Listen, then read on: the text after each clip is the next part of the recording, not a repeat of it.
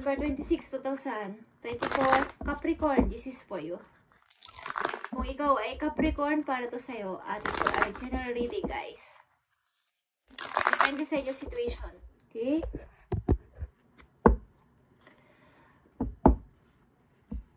Para sa mga Capricorn, ibigay mo ang tamang message para sa kanila ngayon. November 26, 2024.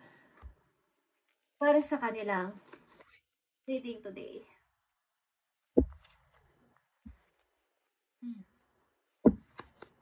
Maring may nang-aamo sa inyo, galing na person sa nakaraan, guys. Gusto ko sa inyo manghingi ng sorry.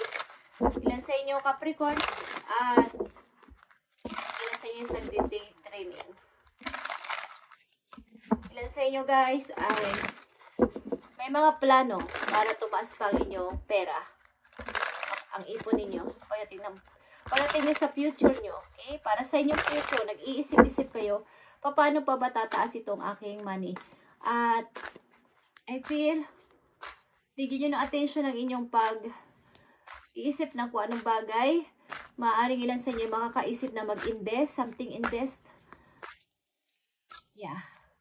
Something invest na maaaring baka maloko kayo sa pera. So, bigyan nyo ito ng attention. At i-research yung mabuti kung ito ba ay legit. Mukhang baka kayo ay mahikayat na sumali sa ganong klaseng tataas agad ang money nyo. Okay? Na mga promise. Huwag na kayong maniniwala sa mga ganon. Okay? Capricorn. Ilan sa inyo ay mapag-isa. Walang gaanong kinakausap. Tingnan natin ang mga message for you. Dito, mukhang nag-iisip kayo ng pagka-practical this time para sa inyong future. Yeah, Ace of Pentacles, nakikita nyo to. Ace of Pentacles at Eight of Pentacles. Nag-iipon kayo ng money, guys. At maybe meron kayong lovers.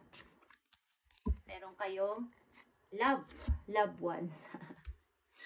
In love ba kayo, guys? In love ba mga Capricorn? Ang ilan sa inyo, guys, ay maaaring mahikayat ng isang samahan na sumali sa ganito, mag-invest ng ganito is, bigyan nyo to ng attention, okay? Huwag kayo agad-agad sasali sa ganito.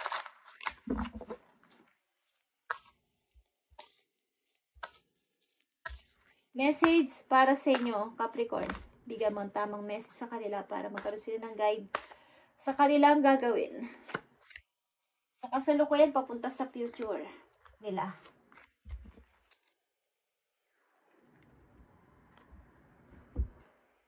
Okay. Ang inyong first message, Capricorn, Seven of Swords is here. Sinisikap ninyong magtagumpay sa buhay. Bagamat ito ay bagong trabaho, bagong mga tao na mga kasalamuhan ninyo. Sinisikap nyo matutunan ng isang bagay na hindi nyo nakasanayan. Okay? Hindi nyo nakasanayan gawin. Mukhang kung ano yung nandyan, kung ano yung pinapagawa sa inyo, kung ano yung nasa kasalukuyan, doon kayo nakapokus sa ngayon. Sinatsaga ninyong alamin kung ano to. King of Swords. Yeah, guys. Like I said, kayo ay masaya na sa nangyari sa inyong nakaraan at pinalagpas nyo na to. Maaring tinitingnan nyo na lang ang mga, inaalala nyo na lang ang mga memories na nangyari sa inyong samahan dati ng iyong kasintahan dati o asawa dati.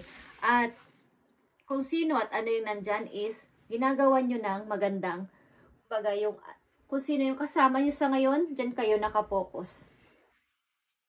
Ginagawa nyo, para mag-grow ang samahan na to, is, ginagawa nyo ang lahat para hindi maulit ang nangyari sa nakaraan.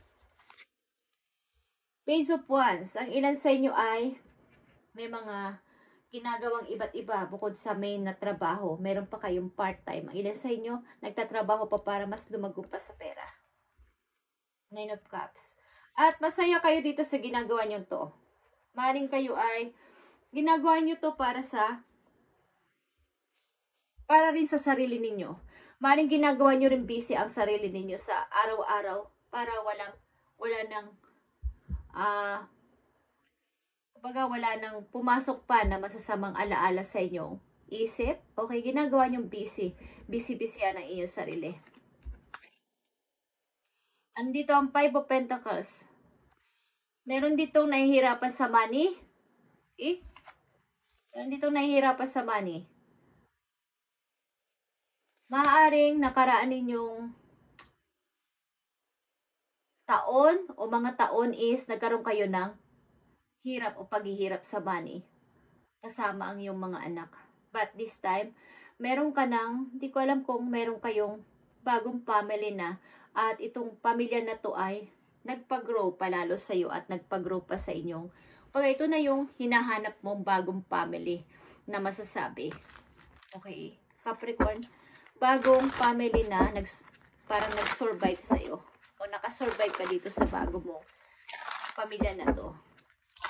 Masaya ka sa nangyayari sa iyo sa kasalukuyan. Mukhang naiilabas mo na yung mga dati mong hindi nagagawa is mas nai-expose na o na parang nasushow mo na yung damdamin mo, yung ginagawa mo na dati hindi ka pinapaniwalaan, hindi ka dati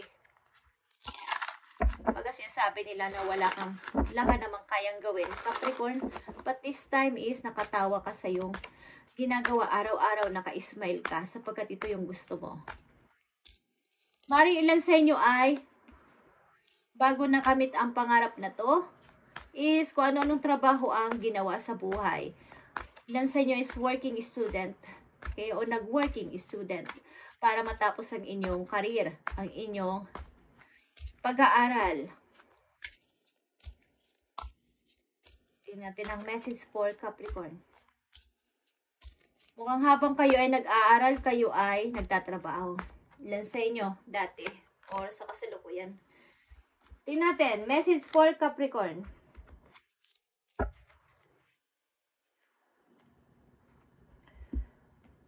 Mukhang nung kabataan din ninyo, ilan sa inyo dito ay nakaranas ng kasalatan sa money. Kaya pipilitin niyo na kapag kayo ay nagkaroon ng pamilya.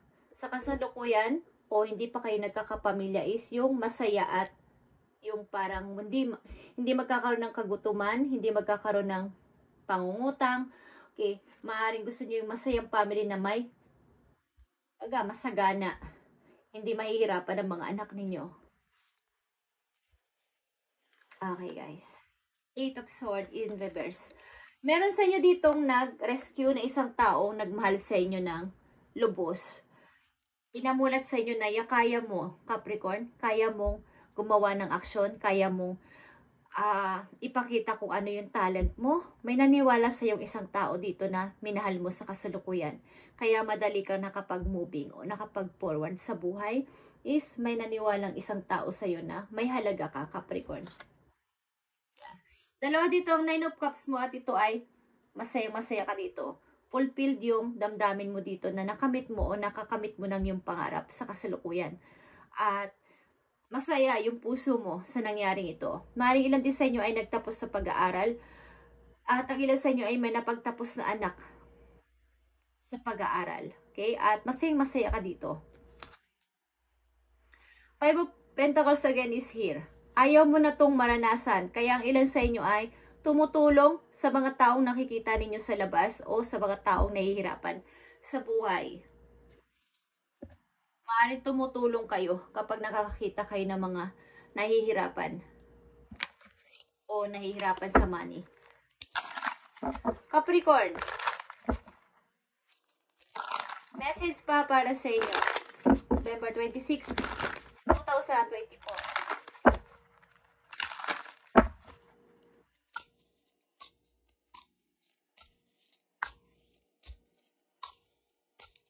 Masaya ka sa nangyayari sa iyo sa kasalukuyan. Maaari may taong naniwala sa iyong kakayanan at binigyan ka ng chance na maipakita kung ano yung mga talent mo, yung skills mo is napapakita mo na ngayon kaysa dati. Message pa kay Capricorn. Capricorn, meron ka ditong gemstone. Precious and beautiful things is nangyari sa iyo o mangyayari sa iyo. Isa itong napakahalagang bato para sa'yo naiingat-ingatan mo. Para itong ang tao na to, ang situation na to ay parang, kumbaga, may kasabihan na, may sinasabi sila na lucky charm, okay? Is napakaganda na nangyari sa buhay mo. Tingnan pa natin ang message for you, Capricorn. Nandito ang power, okay? Believe that you are greater than any obstacle, Capricorn.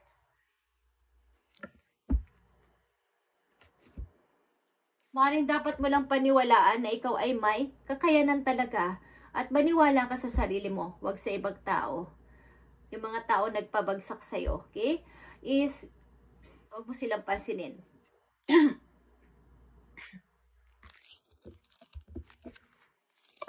Tingnan natin ang iyong pag-ibig.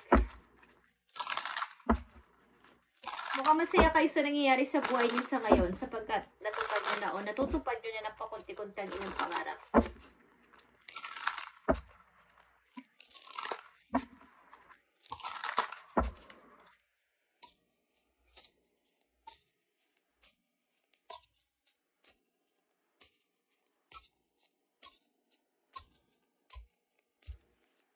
Message para sa mga Capricorn.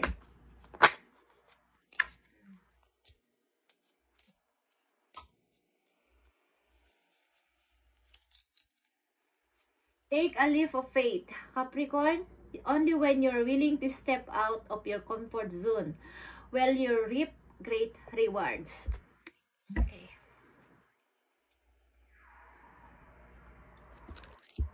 Kung baka kung sa ka masaya, sa kasalukuyan, dun ka lang.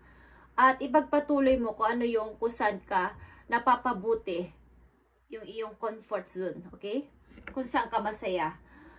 Kung saan lugar ka masaya, ano yung ginagawa mo sa kasalukuyan, kung anong trabaho mo doon ka masaya is, maring happy ka sa kasalukuyan. Nakikita ko dito.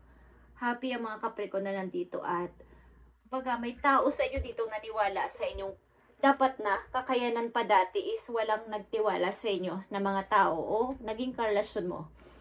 Maaring nung kabataan mo is, bago mo natupad ang iyong pangarap o ang ilan sa inyo ay may napagtapos na anak sa pamagitan ng inyong pagsisikap. Bilang isang single mother, single father is natupad din nyo ang pangarap nyo sa inyong mga anak. At ayaw nyo maranasan nila na sila ay masalat din sa money. Okay? Capricorn. Nandito ang 7 of Emotions, 7 of Cups.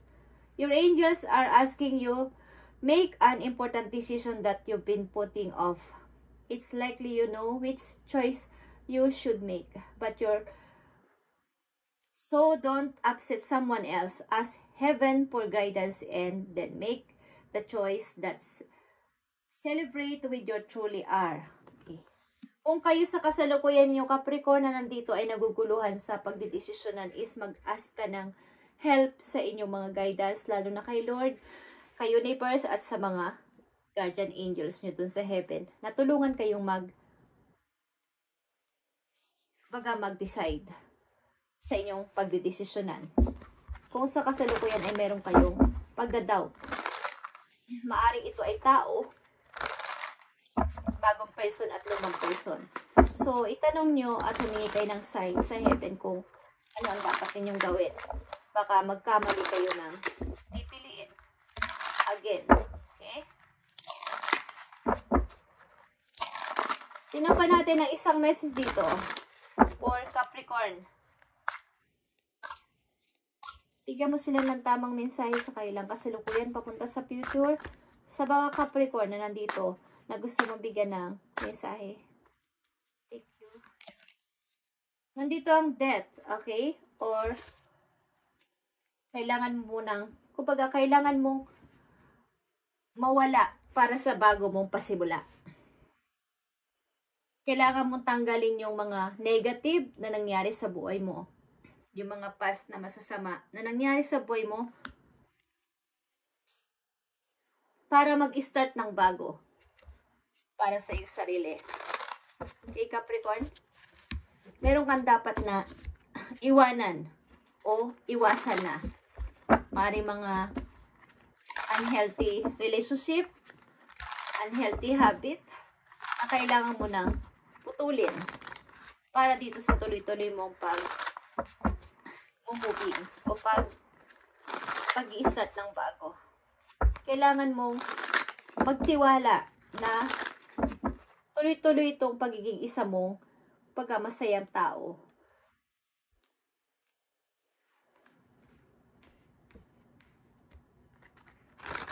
Maaaring na sa inyo is may kasama na sa buhay, but bumabalik-balik ang nakaraan ninyong mga nangyari sa inyo. Kailangan dito ay tuloy-tuloy na paghihiling sa sarili, Capricorn, sapagkat ito ay marami ng mangyayari at marami magandang bagay ang papating sa buhay mo. Tingnan natin dito ang death. Ito rin ay pagtatapos ng old version sa inyong buhay at pag-i-start ng bago ninyong path ng buhay sa kasalukuyan papunta sa future. Bagong silang.